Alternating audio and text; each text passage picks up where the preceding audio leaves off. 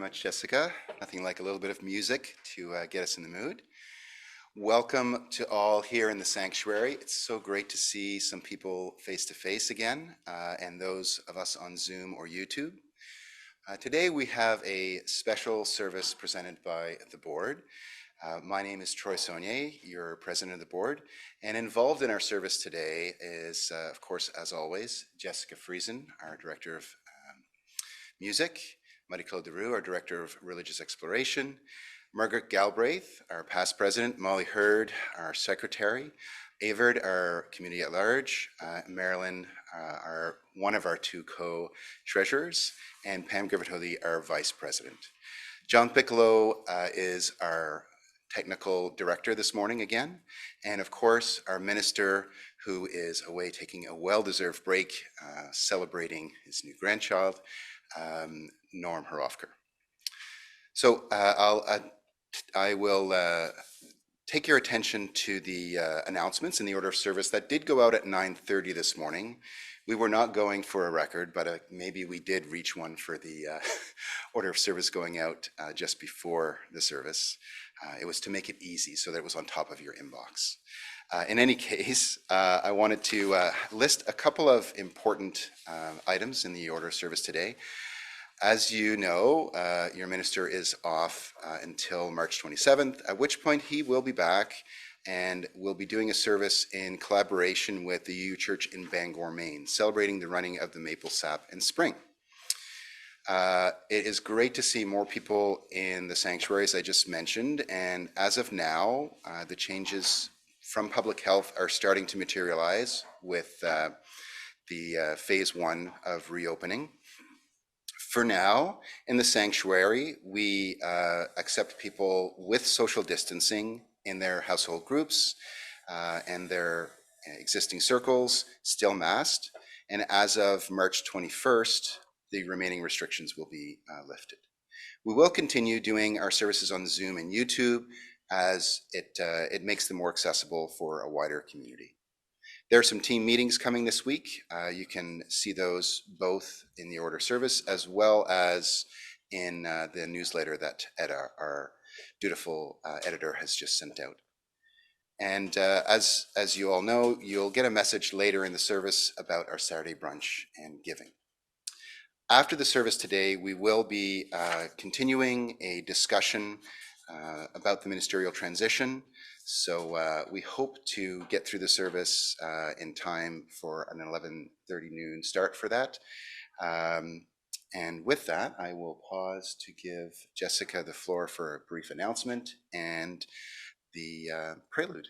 Go ahead, Jessica. So one announcement is our coffee house is coming up at the end of March, a time where we come together, enjoy our own congregants' talent, including the after choir and other musicians in our community. This year, the UU Society of Bangor may actually be joining us.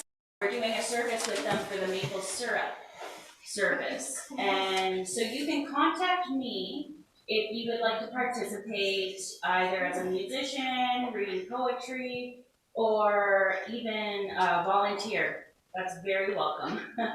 So come out in person, depending on COVID regulations, or online on Saturday, March 26th at 7 p.m. Thank you. This church is in Chibuktuk, the Great Harbor, also known as Halifax, which is in Mi'kma'ki, the ancestral and unceded territory of the Mi'kmaq people, and we acknowledge them as the past, present, and future caretakers of this land. This territory is covered by the Treaties of Peace and Friendship, which were first signed by the British Crown in 1725. The treaties did not deal with surrender of lands and resources, but in fact recognized Mi'kmaq and Maliseet title and established the rules for what was to be an ongoing relationship between nations. We are all treaty people. Mi'kma'ki includes not just Nova Scotia, but Prince Edward Island, part of New Brunswick, Gaspé in Quebec, part of Maine, and southwestern Newfoundland.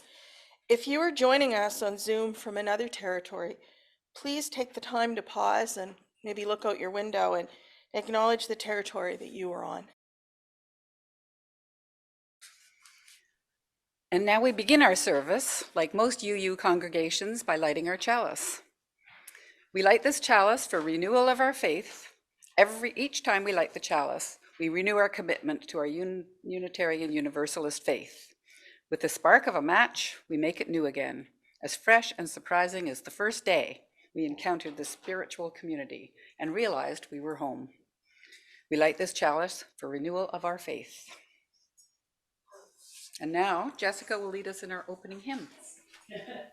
There we go. We gather together in joyful thanksgiving, exclaiming, creation's whose bounty we share. Both sorrow and gladness we find now in our living. We sing the hymn of praise to the light that we bear.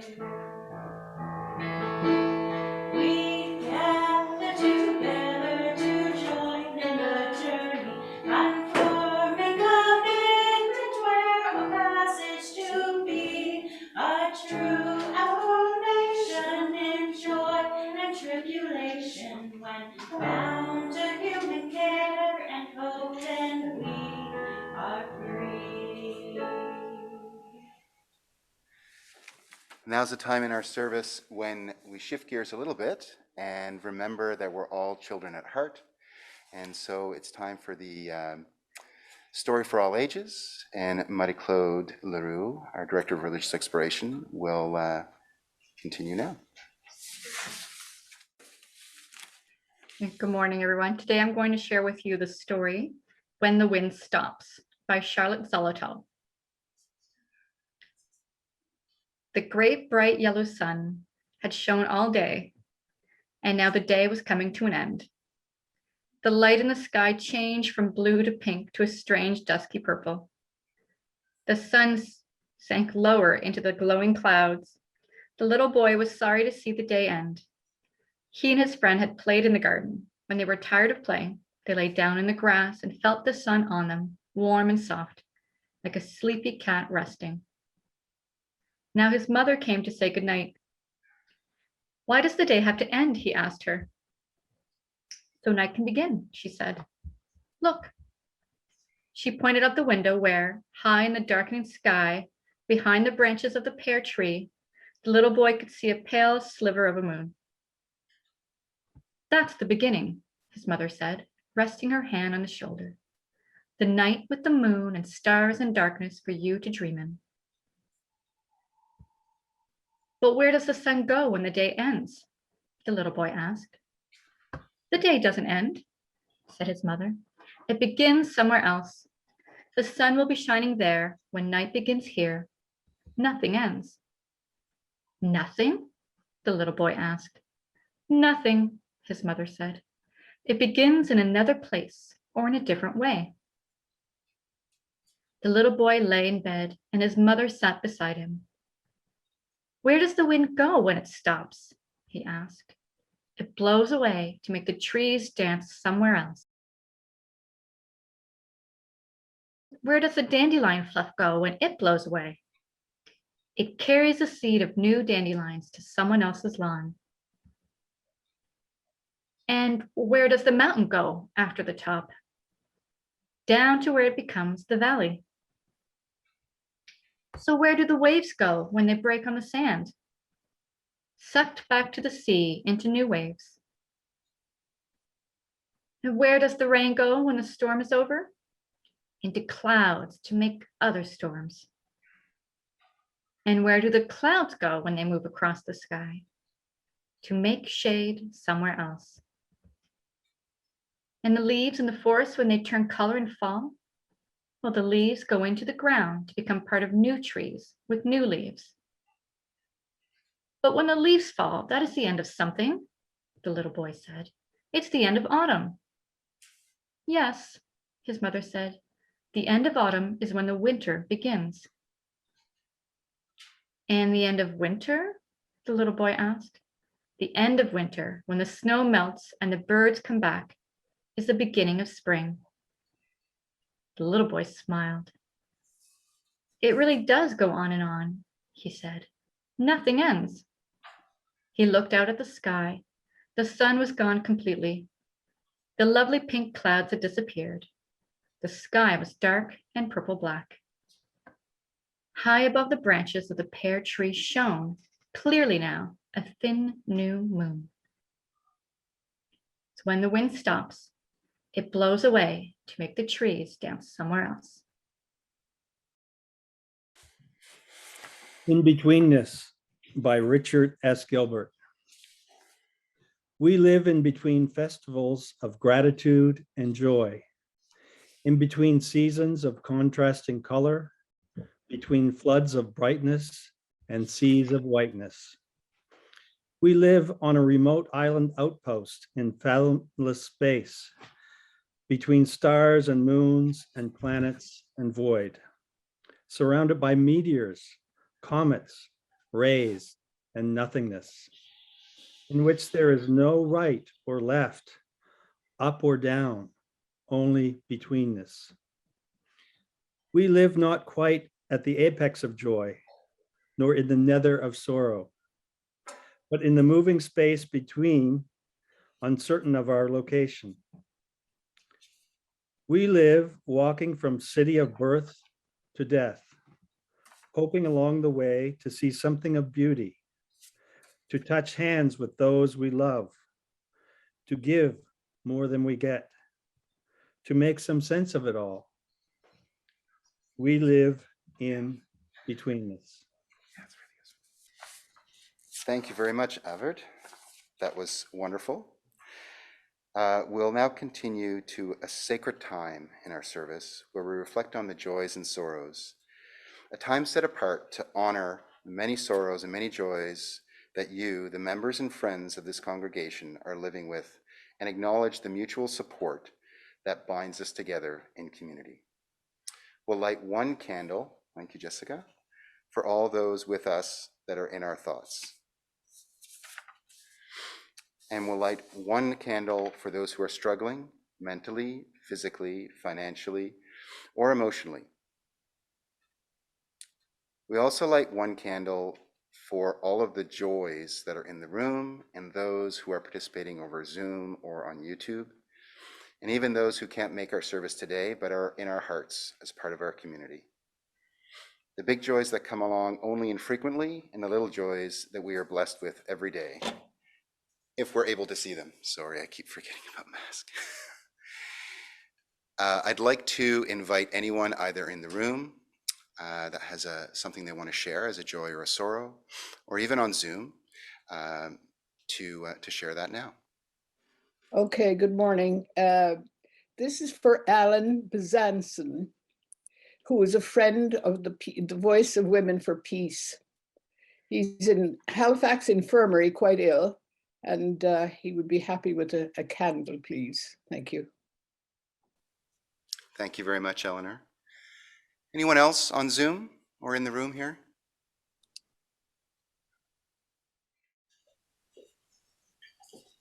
I'd like to light a candle for the people of Ukraine who are struggling at this moment. And, but also I'd like to not forget all of the foreigners, the refugees and the foreign students who are stuck there and are having a very difficult time getting out. So I'd like to light this to all the people in Ukraine right now.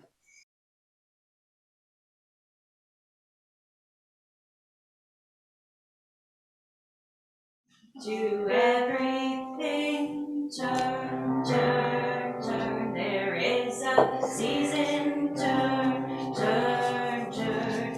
And a time to every purpose under heaven. A time to be born, a time to die, a time to plant, a time to reap, a time to kill, a time to heal, a time of loving, a time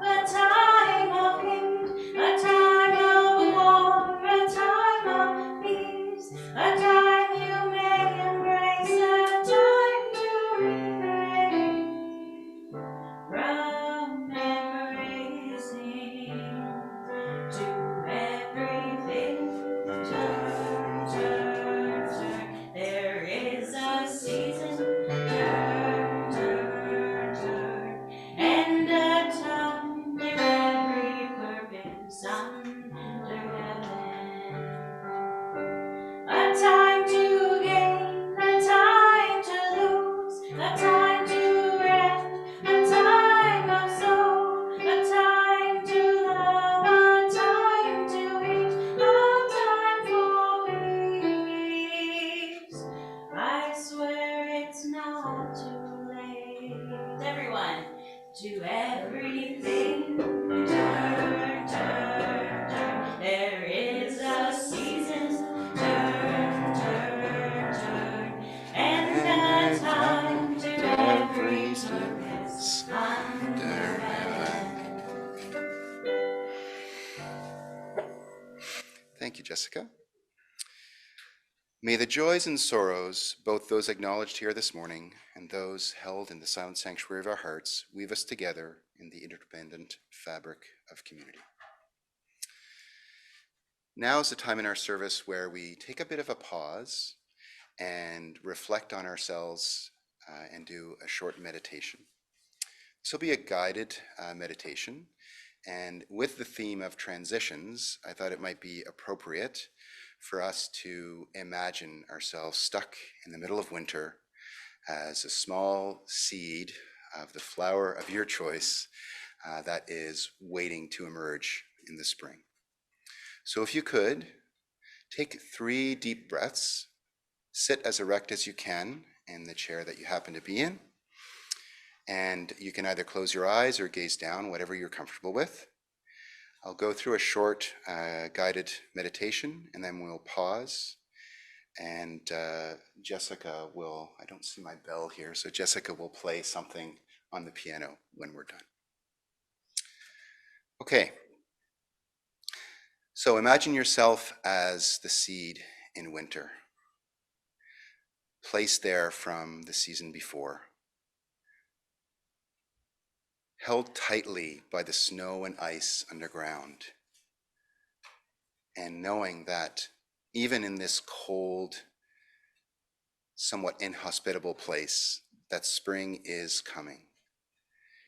And as the sun's rays and the gentle spring rain fall down upon the earth above you, you feel the warmth start to loosen.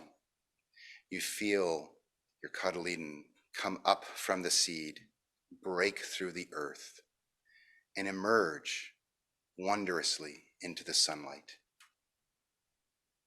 The warmth and dampness of the air are exactly what you've been needing all winter to help you grow, to help you become more than you were initially, to help you be part of this interconnected web of life. As the spring continues, your beauty emerges and helps make the world a better place.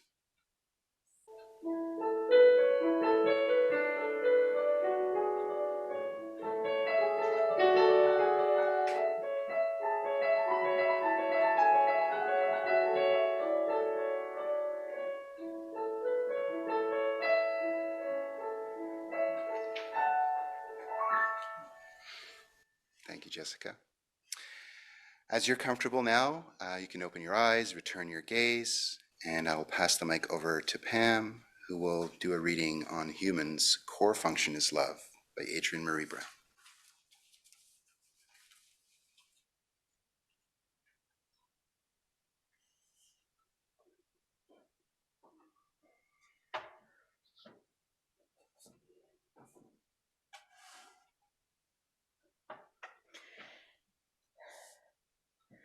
This is written by Adrienne Marie Brown, who is a women's rights activist and Black feminist based in Detroit. When we are engaged in acts of love, we humans are at our best and most resilient. The love and romance that makes us want to be better people, the love of children that makes us change our whole lives to meet their needs, the love of family that makes us drop everything to take care of them, the love of community that makes us work tirelessly with broken hearts. Perhaps humans' core function is love, Love leads us to observe in a much deeper way than any other emotion. If love were the central practice of a new generation of organizers and spiritual leaders, it would have a massive impact. If the goal was to increase the love rather than winning or dominating a constant opponent, I think we could actually imagine liberation from constant oppression. We would suddenly be seeing everything we do, everyone we meet, not through the tactical eyes of war, but through eyes of love. We would see that there's no such thing as a blank canvas, an empty land, or a new idea, but everywhere there is complex, ancient, fertile ground full of potential. We would understand that the strength of our movement is in the strength of our relationships, which could only be measured by their depth. Scaling up would mean going deeper, being more vulnerable, and more empathetic. I apologize for everyone at Zoom if my mic is not working. I will speak extra loud so you can hear me on the other microphone. So we will be singing The Ceaseless Flow of Endless Time, number 350. The words will be on your screen, and it's actually an African American spiritual, so it's very appropriate for Black History Month.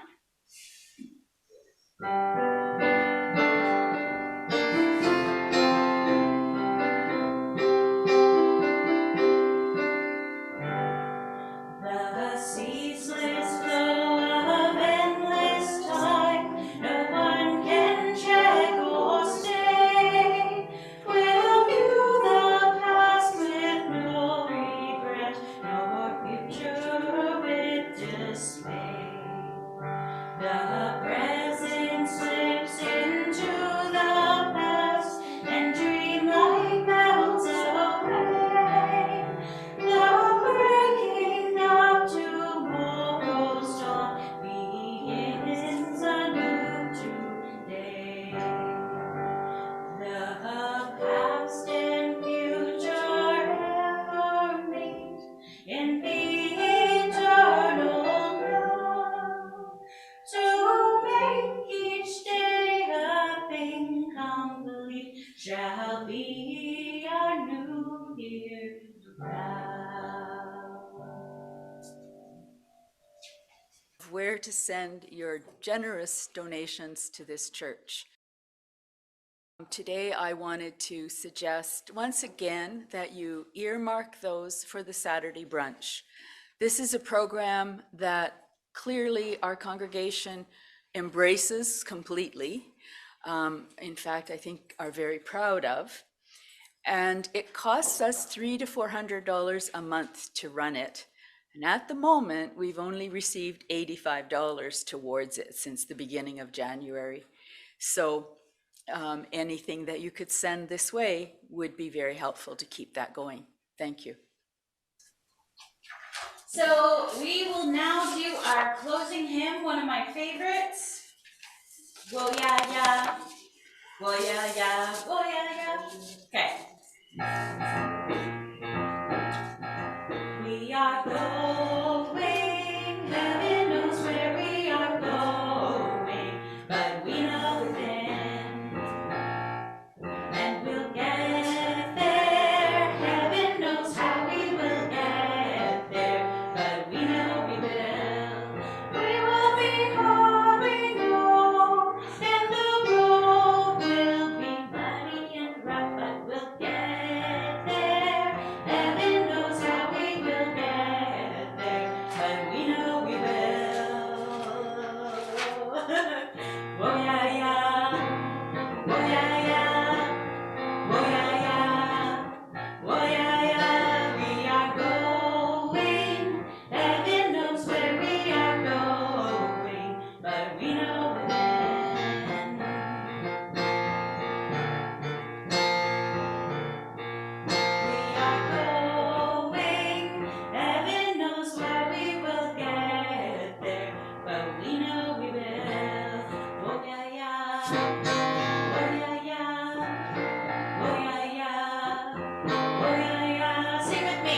Oh yeah, yeah. Oh yeah, yeah. Oh yeah, yeah. Oh yeah, yeah. We'll now extinguish our chalice. And I will read Go Now in Peace by Barbara Hamilton Holway. Go now in peace. Deeply regard each other. Truly listen to each other. Speak what each of you must speak. Be ready at any moment to disarm your own heart and always live as if a realm of love had begun.